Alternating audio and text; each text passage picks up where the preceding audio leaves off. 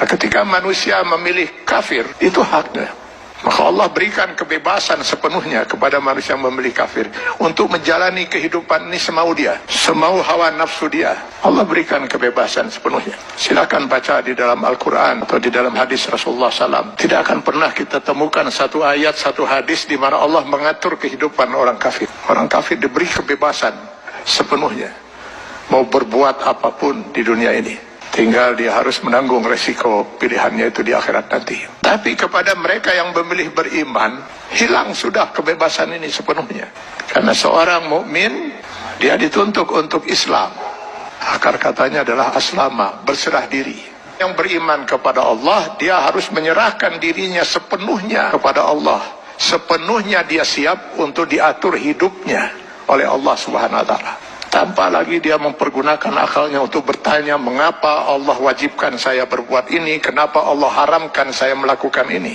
Kalaupun pertanyaan itu muncul dalam dirinya, maka keimanan dia akan menjawab, saya lakukan ini karena Allah perintahkan, dan saya tinggalkan hal ini karena Allah melarangnya. Itu jawaban seorang mukmin. Dia tidak akan berusaha mencari ilah hukum, alasan hukum, apa manfaatnya, apa hikmahnya.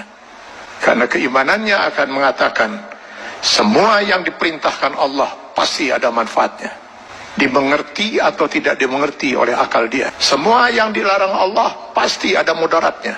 14 abad umat Islam tidak pernah mengerti bahwa dalam daging babi itu terdapat cacing pita. Cacing pita baru ditemukan di akhir abad 18 Masehi. Apakah umat Islam selama 14 abad itu makan daging babi? Tidak. Setiap yang dilarang oleh Allah pasti ditinggalkan oleh seorang mukmin. Maka seorang mukmin harusnya siap untuk mengislamkan dirinya secara penuh, secara utuh, secara kafah. Maka kepada orang yang memilih beriman itu Allah menyeru, ya ayyuhallazina amanu dukhulu fis-silmi kafah. Kalau memang kalian memilih beriman, masuklah ke dalam Islam itu secara kafah, secara utuh. Mengislamkan diri kita setiap detik, baik dalam hubungan hablum minallah maupun hablum minan nas. Itulah sebabnya Allah menurunkan 6.666 ayat Al-Quran, yang sebagian dari ayat Al-Quran ini dijelaskan oleh kurang lebih 5.000 hadis Rasulullah SAW. Kenapa harus Allah turunkan ribuan ayat Al-Quran dan ribuan hadis ini? Karena yang mau diatur hidup seorang mukmin itu bukan hanya sekedar sholat, saum, zakat, haji saja. Seluruh kehidupan dia per detik, mulai dari masuk WC, keluar WC, sampai mengatur kehidupan bermasyarakat, bernegara. Ini kalau dia mau milih beriman.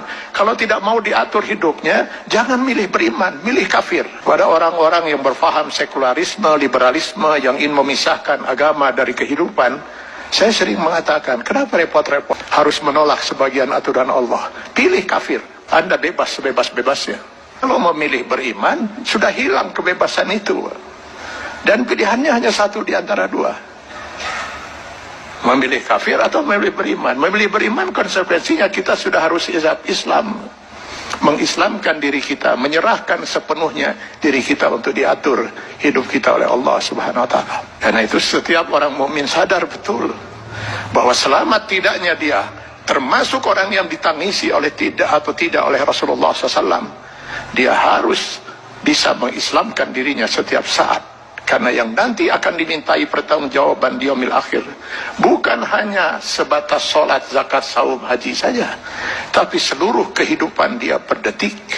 Mudah-mudahan ini bisa menjadi bahan muhasabah bagi kita semua. Kita islamkan diri kita secara kafah dalam batas kemampuan yang mampu kita lakukan. Karena Allah tidak akan menuntut kita di luar kemampuan kita. Semoga kita bukan termasuk orang yang ditangisi oleh Rasulullah SAW.